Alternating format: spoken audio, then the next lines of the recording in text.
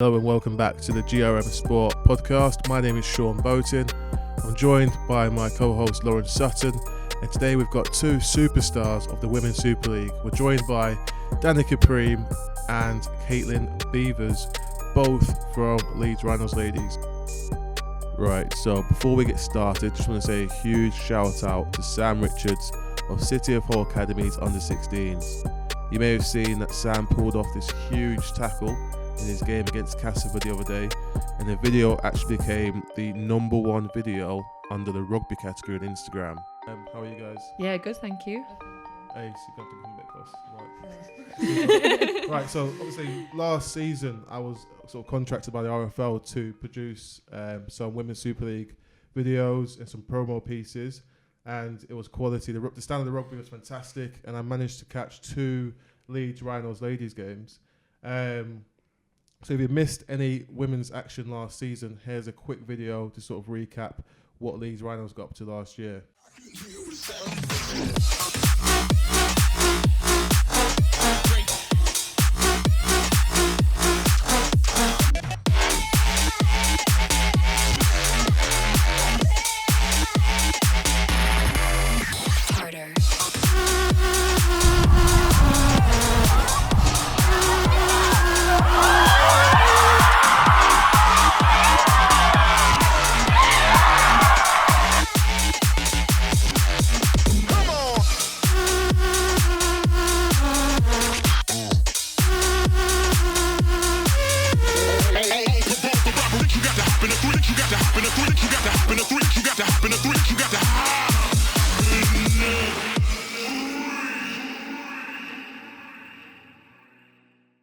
As you saw, those packed sidelines, some of those games, really good standard of rugby. Reflecting back to the last season, we'll start with you, Danika. What would you say is the good, bad and ugly of your first ever season in the Women's Super League?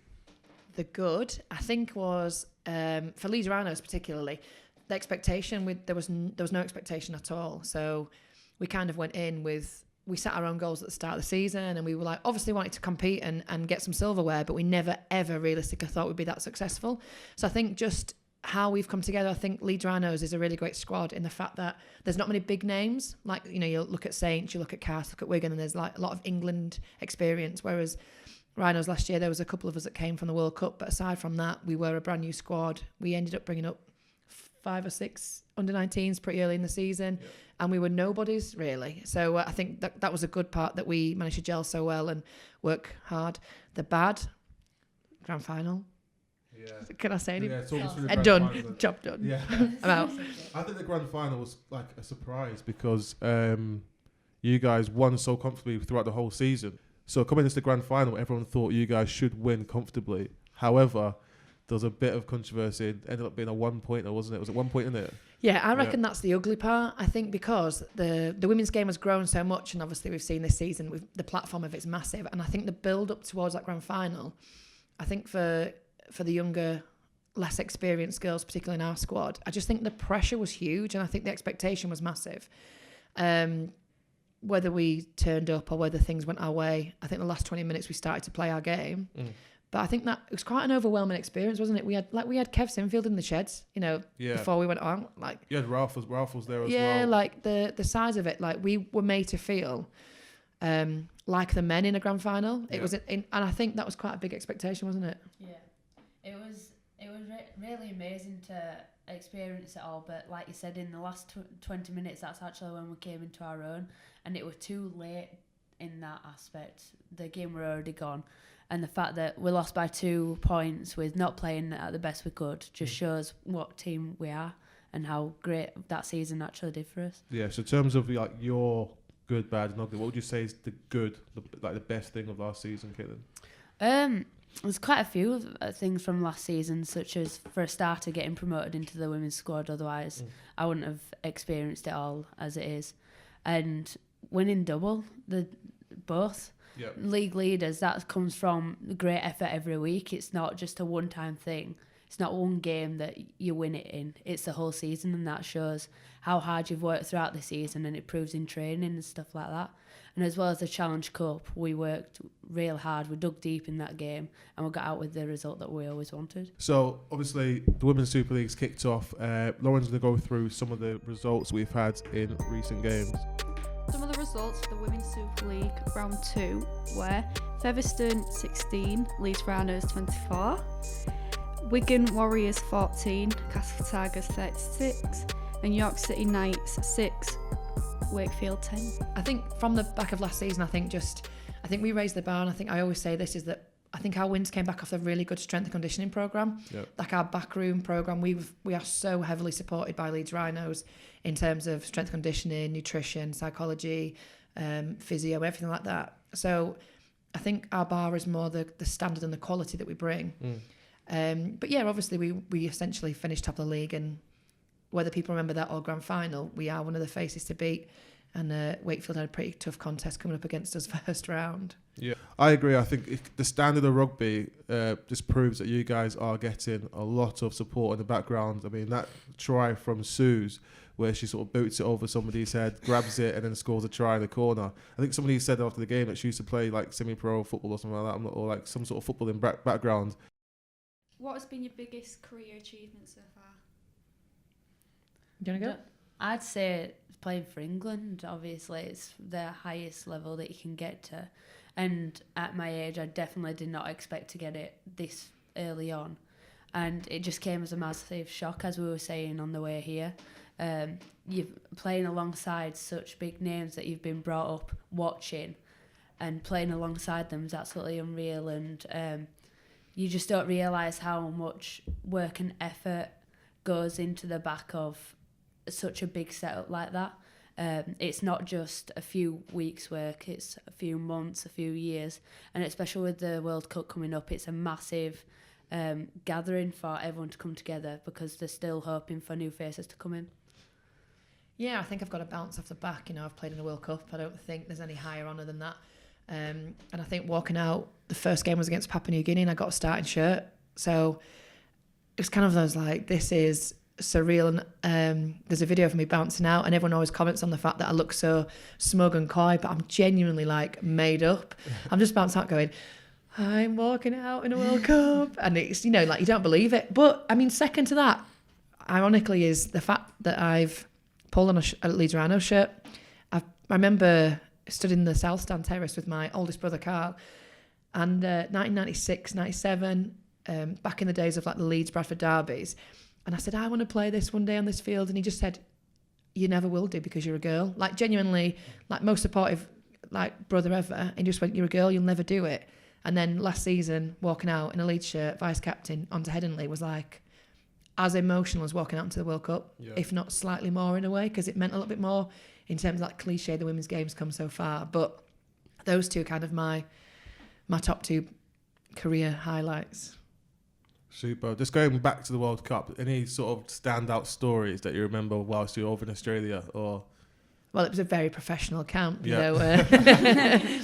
It was whirlwind. We flew on the Friday, landed the Sunday at Manly Sea Eagles camp, moved the Monday to the Sydney Olympic Village, played Thursday the first round. So everything was real fast paced. There was very little time to do anything and downtime. But I think we had table tennis tournaments going on. We had, because I was at Bradford Bulls then, Bradford had asked Amy Hardcastle to do a few like kind of video updates. Mm-hmm.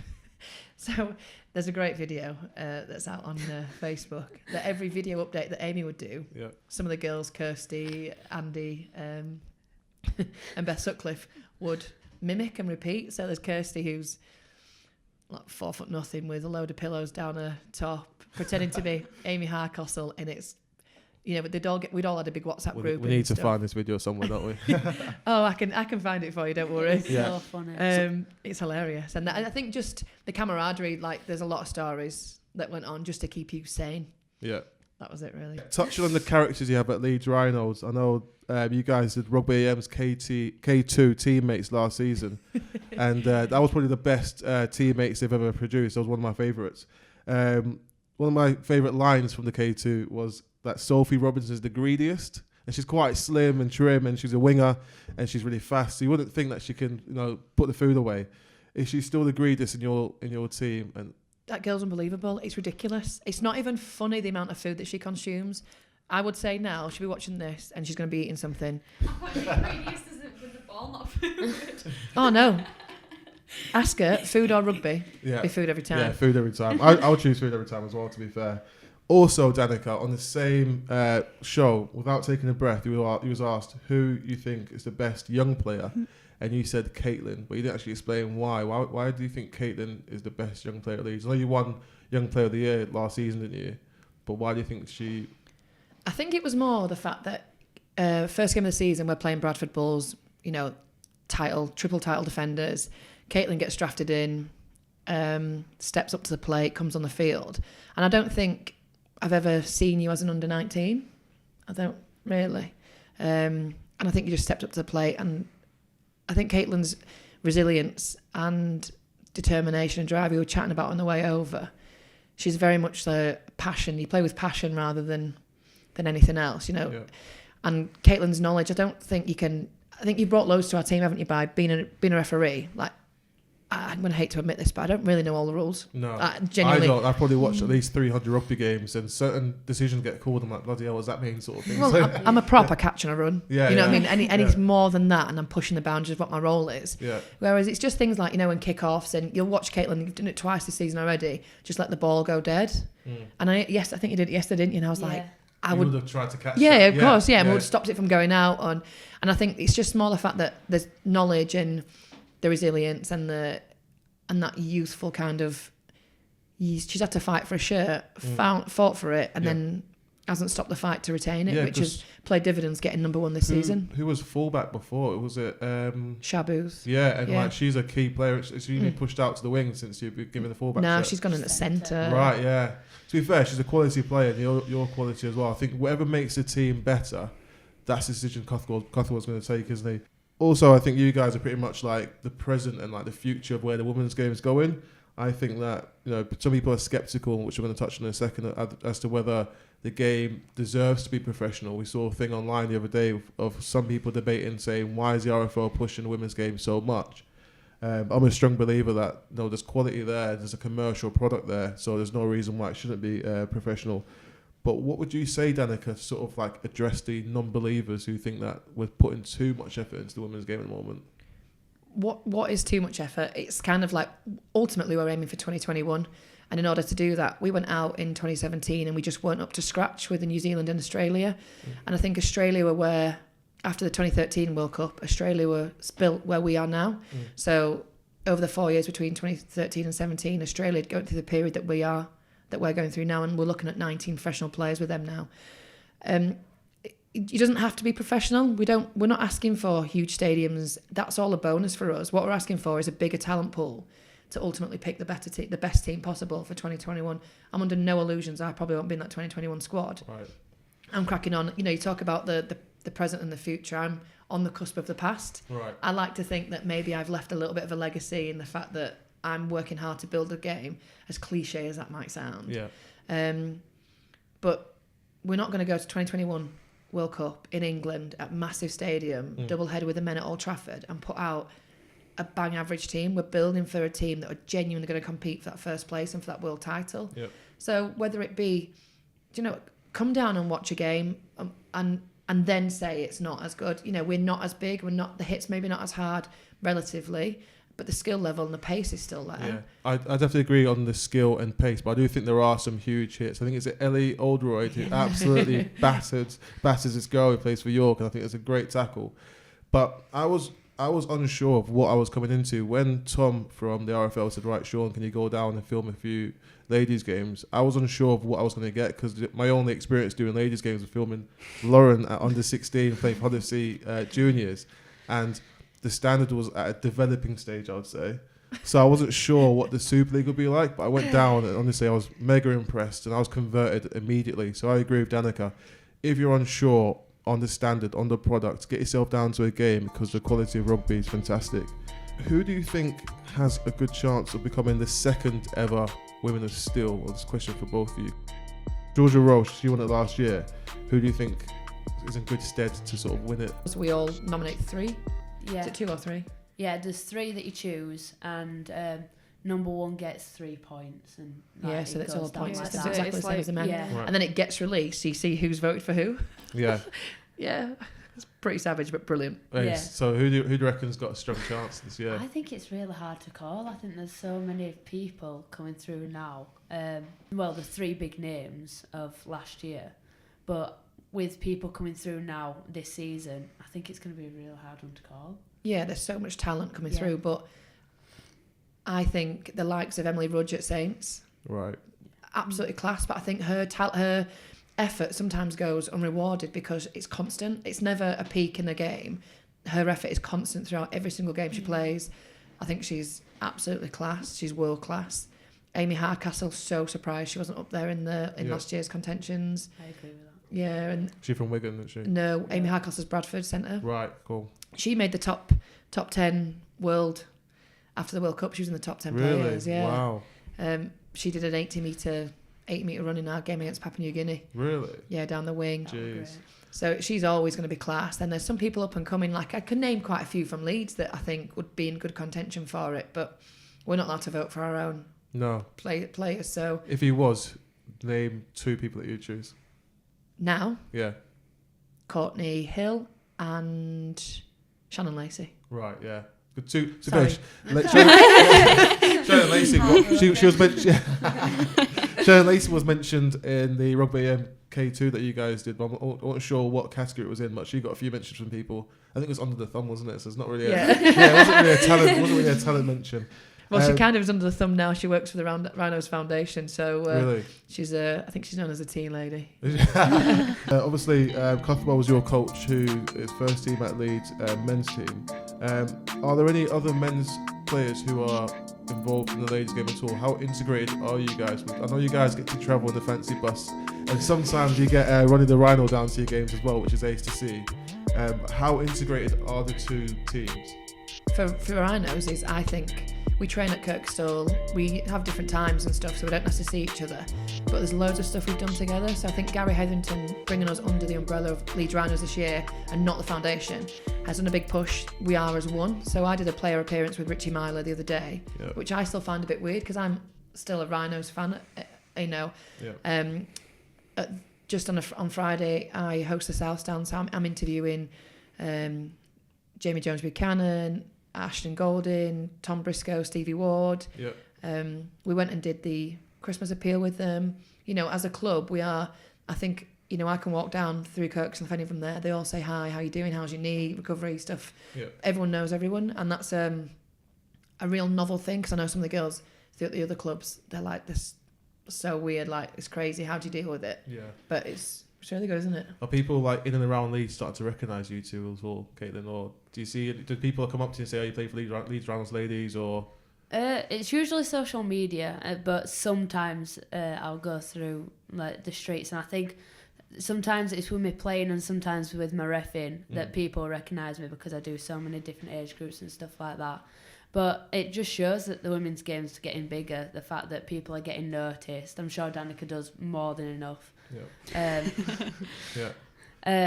Big names, and they'll get out, and same with every team, it'll keep getting bigger and everyone will keep knowing more and more people, and that's what we want. Ace. Just touching on the fact that you're a referee as well, you managed to have a chance to referee at Wembley. How did that come about? Every year there's champion schools and 6 match officials get to go every year, and last year it was 3 from Yorkshire and 3 from Lancashire. And I was supposed to be going the year before, but because I was playing in the champ schools I couldn't do it. So this year I got chosen, and it was a massive surprise. They just said to me, "You're going to be refereeing it." I was like, "Are you joking?" They're like, "No, you deserve it. This year's gone really well for you." And with getting that, it also helps push with rest of your games. It gets you further up the chain in all different developments in refereeing. So it's gone really well, and again, it's another bit of history, and it gets your name out. So So with refereeing, how often do you get a chance to referee now that you're playing for Leeds Rhinos first team? Obviously Sundays I can't. And it does get a bit difficult with schedules. Like I train most nights of the week with both Reffin and Leeds. But I just try and get out whenever I can, because at the end of the day, it's something I enjoy and it's something I want to do in the future as well as playing. It's something I want to keep up with. So I'll take anything as I can. You can't plan anything in advance anymore. No, you can't. No. What would you pick? Reffing in England, like reffing a World Cup game or playing in a World Cup game? Yeah, I was going to ask this exact same question. Like, if you were offered professional opportunities in both, would you be a pro player or pro referee? Bear in mind, you'd be refereeing in the men's Super League, or would you be professional in the ladies Super League?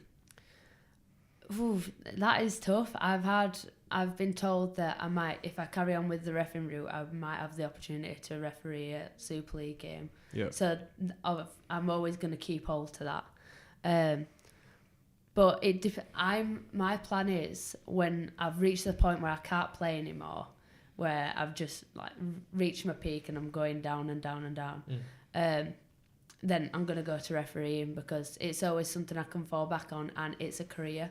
I can make a big career out of refereeing, which at the moment with playing you can't do, but it definitely will go somewhere. Yeah. So at the minute playing, but when I get a bit older and wiser, maybe refereeing. Yeah. What's the Wiser. Wiser, no, don't work. What's the main draw to refereeing? Because I always see referees and like it looks quite hard. Like you get a lot of abuse on the sidelines and you get abuse from the players, and that's not always the case. But what's the key draw? What gets people to become a referee? What was your key draw? The money. The money. No, I'm only joking. She told me on the way up it was the money. It's alright money though, to be fair. It's really rewarding. At the same time, you're there to referee the game, but you're also helping coaching the kids. If I do community games, like some new age groups will just get used to forming a scrum, and you're there helping them. So at the same time, you're helping their development as much as anyone else. Yeah, so you're sort of like an unofficial coach on the pitch. Yeah, and it's good to encourage people, and it's just really nice to get out there. I like watching a game where I'm not part of either side. Yeah. It's great to watch a game of rugby without being associated with either side. You get to see the game in a much better light, and now it's just.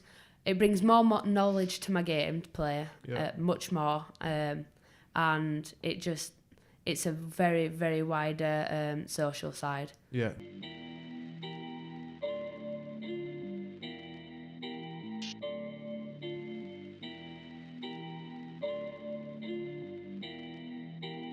Are women allowed to tackle, or is it just touch? Oh, we just give each other cuddles. Yeah, no, full smash. Yeah, full contact. Hit as hard as you can. I have a few people that come watch me play, and they always say that's harder than men's game, but it's opinions. There were some real good hits yesterday, wasn't there? Yeah. Leeds Featherstone. It sounded. Could hear them from the I sideline. think there was a few. There was a split head as well, wasn't there? Was there? Some concussion. Yeah. Few concussions. Yeah, we had one yesterday, but for our girls, just heads. Yeah. Were tackling. It was like. It's a great sound when you're not involved. Yeah. Just on the sidelines, like, oh, that's good, man. Yeah. Second, do women use a full-size pitch, play with a full-size ball, and do they play for the full 80 minutes? Do you know what? It's funny you should say that. Yes, we do, to all three. However, our very own coach, Adam Cuthbertson, said, do you think the game would be more exciting if we played 30-minute halves? No. Excuse me? No. I think it's more the fact that he just wants to get home and... Yeah, was he hitting that the game wasn't very exciting? No, basically, it was just... He likes to get home as quick as he can. He's in out. No, it's full... I think full-size ball, full-size pitch, full 80 minutes. I've always hated a smaller pitch. I think the women's game, that's the misconception, isn't it? The fact that we can throw the ball. Yeah. So therefore, the width of the pitch is not an issue to us because... come down and have a look. But yeah, we've got quite a bit of skill coming out the back and a few of them plays, don't we? That 2-3 ships and it's the other side of the pitch. So. I think kicking as well. I get a few questions like, "Oh, well, can anyone on your team kick?" And it's like, "Well, yeah, we can kick." Yeah. I mean, I can't, but third one: Do women wear any extra padding or have any extra protection that men don't? You mean in there that they need to strap things down? Just the standard, yeah. I guess it's the same for the men, isn't it? Do they have any playing protection? rugby, I know some lads who absolutely strap everything, like, and wear like shin pads, shoulder pads. So there's lads who need extra protection as well. So that's not really. It's anything that you need, really. Yeah. It's same with men. Wear a gum shield. Yeah. Yeah. I wear a gum Some shield. girls wear pads, shoulder pads, but so do some guys. Yeah. It's whatever you feel comfortable with at the end of the day. Yeah. That's the beauty of rugby. Rugby is supposed to be for all shapes and sizes, Yeah. isn't Yeah. it? So you shouldn't really shy away from needing extra protection. That links into my next one. Do all women have to be big to play rugby? What, big and butch? No, look at me. I'm not Okay. My party trick is the fact that my thigh is the same size as Caitlin's waist, if not a little bit bigger. Yeah, exactly. That's a genuine thing, isn't it? Oh my god, Yeah. that's crazy. I think my thigh is something like 22 inches, 24 inches. Yeah, I think Caitlin's waist is about 22, 23. that's mental. That's crazy. You have to get like a special belt made for you. Or No, all pants fit. Yeah. All super skinny jeans. Yeah, all super skinny, age 8-year-old. baby gap and all that. Sort of Yeah. I can fit an 8-year-old. We've got a player, Jade. She shops in kids' sizes. Yeah. She share clothes with like her stuff. 8-year-old. Yeah, mental. Yeah. Linking in with number 3. Do women wear anything to protect the boobs, like boob pads? What are boob pads? I need to see Might these need boob some of pads. them. Yeah. I mean, I might need some on a Saturday night rather than on a Sunday afternoon, but Yeah, I googled it actually. It was like just tape all around here and like the mummy sort of yeah, thing. Sports bras as well. yeah. yeah, Yeah. And finally, are all women who play rugby lesbians? No. Not as all much women. as you get now, I get that question quite a lot. I think Yeah. A, because I'm a prop, B, because I'm quite big, and 9 times out of 10 I look like I've just woken up because I never don't bother doing anything. Yeah. And then you'll say, they'll go, are everyone lesbians? They'll go, no. Are you a lesbian? No. It's I'm sorry Yeah, sorry to but- break the stereotype there, guys. It's an automatic, like you said, people automatically think, Yeah. oh, rugby league, women, lesbians, but no, No. not everyone. So, who are your rugby heroes growing up? Who did you guys look up to as like inspiration when you were growing up? I had a few different ones, both male and female. My male ones for different reasons. I liked Kevin Sinfield for his kicks. I like Gareth Widdop for his fullback skills. And then I got brought up watching Lois and all the Bradford and Dato Heath lot and Featherstone lot play. So that was great for me to grow up and watch the fact that this one day I could hopefully make it to this level, especially when it got to the England level. I used to watch all the games online and stuff. So it's just looking at what you could be, and I think that's what's great about it nowadays. We're trying to get it more promoted, and lads can look up to their role models, and at the same time now girls can. They can look up to the females that they want to be like, the level that they want to play at, so now they have the goals. I think that last point is the most important one, that the girls have role models now who are put onto a really good platform like our league and the RFO app and TV hopefully soon. I think it's Lily Seal, who's now the new ambassador. Yeah. She's absolutely amazing. She's messaging me on Instagram saying, get me involved sort of thing. I know she's super, super keen.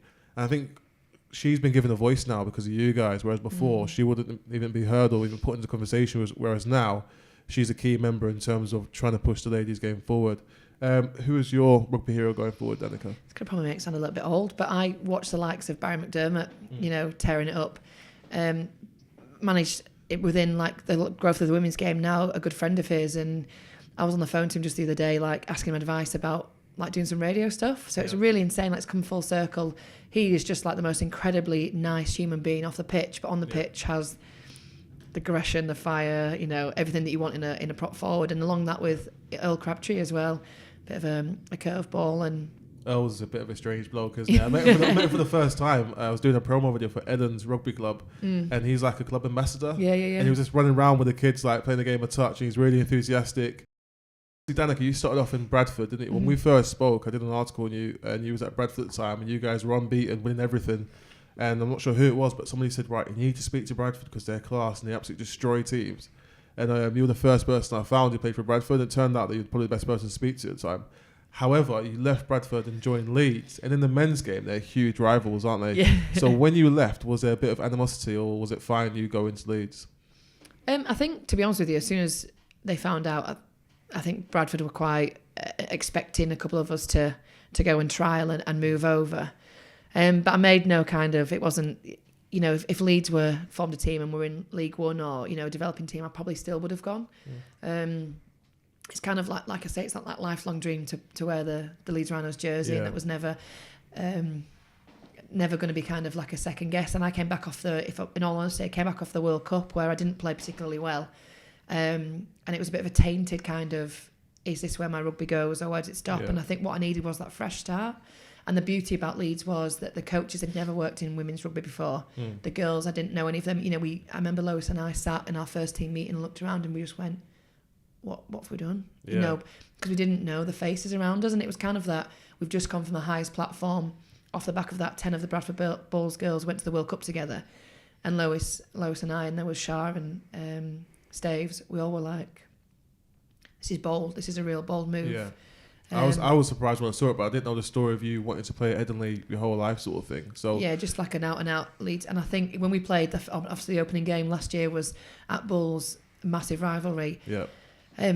I was fine, but some of the Bradford fans were screaming at Lois, because Lois was a really key member of the Bradford squad. She was, yeah. She got so many like players of the match. She was the grand final player of the match, a Challenge Cup player of the match, and they were genuinely screaming Judas. I was going to say, Really? they were calling her Judas. There was a break in play because Amy Hardcastle got injured, and it was that long that we had to do like a little warm up, like keep warm at the side. Yeah. And they were like screaming Judas at us, how dare you warm up, like all in good jest, like it was. But it was kind of like Lois was like, Lois being the nicest person. Yeah. And I must say, my female role model as well, just through rugby. Yeah. She genuinely was like, and I was like, Lois, just take it, just keep your head in the game. She was like, that's really nasty. But yeah, my move was, I moved to Bradford because I kind of got told I needed to up the level I was playing at, because I played at Stan.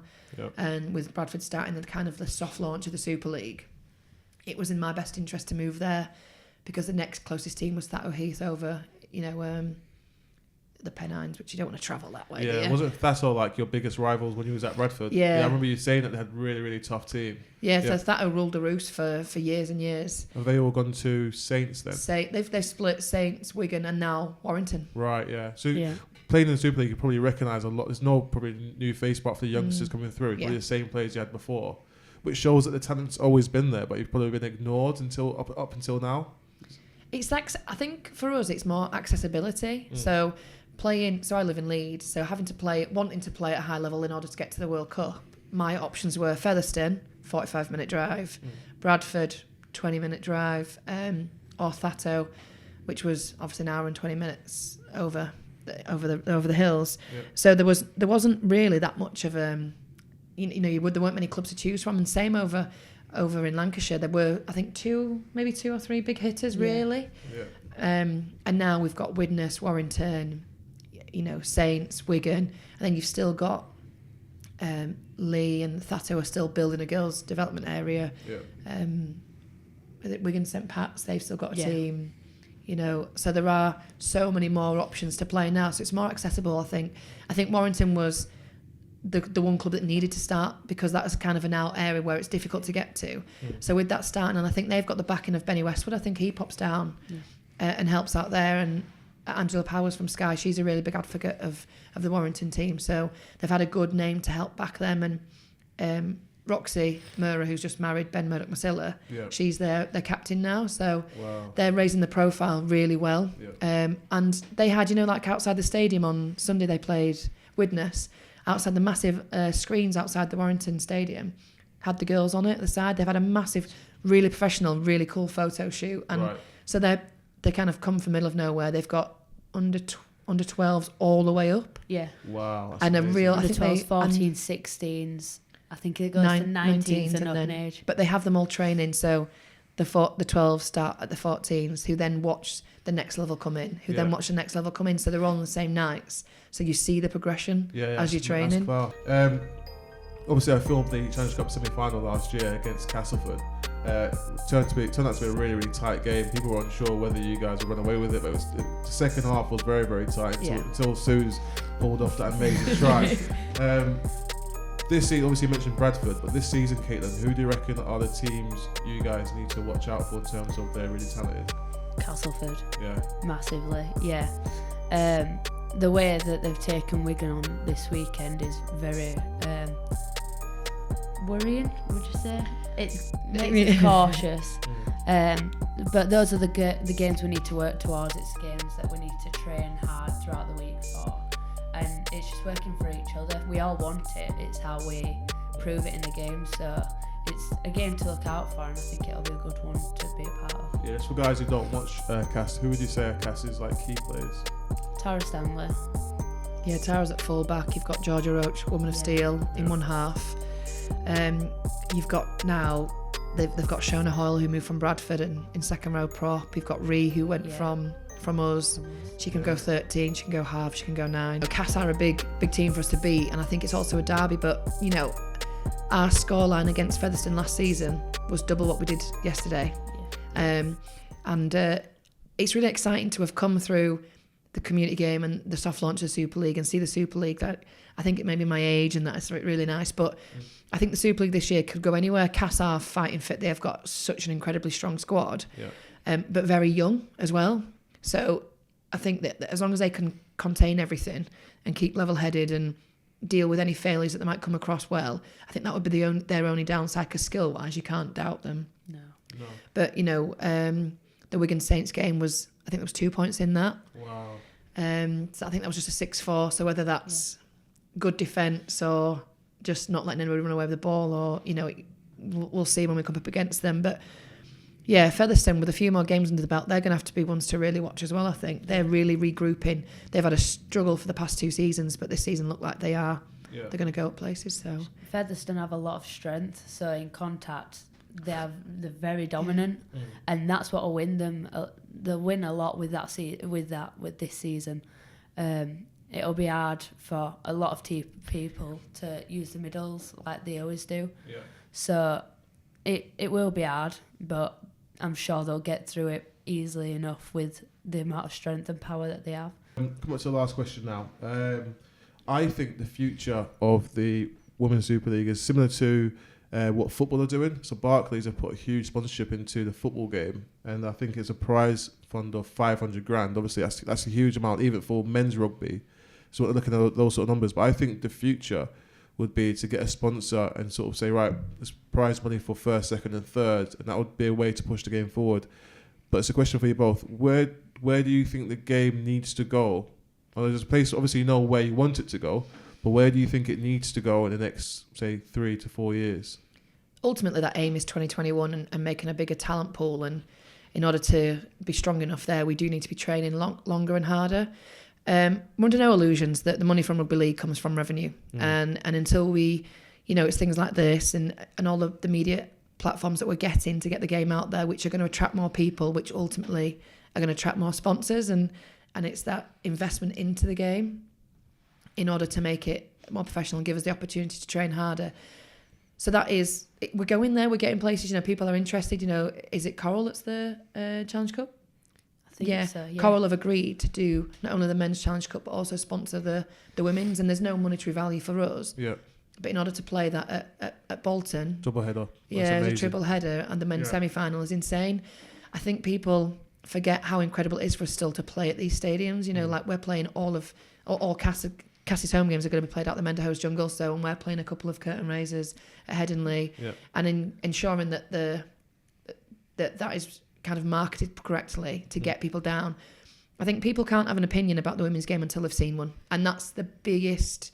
I don't mind that you want to have your opinion on it. If you've watched it, feel free. Everyone's entitled to it, but don't say anything until you've seen it and you've seen different levels of it. Yeah, 100%. Where do you think the game needs to go in next? Like Danika said, it's the 2021. It's getting the development through, and at the end of the day, the development are going to lead it to the highest standards. So as long as we keep building it, it'll gradually get higher and higher and higher with the kids coming through.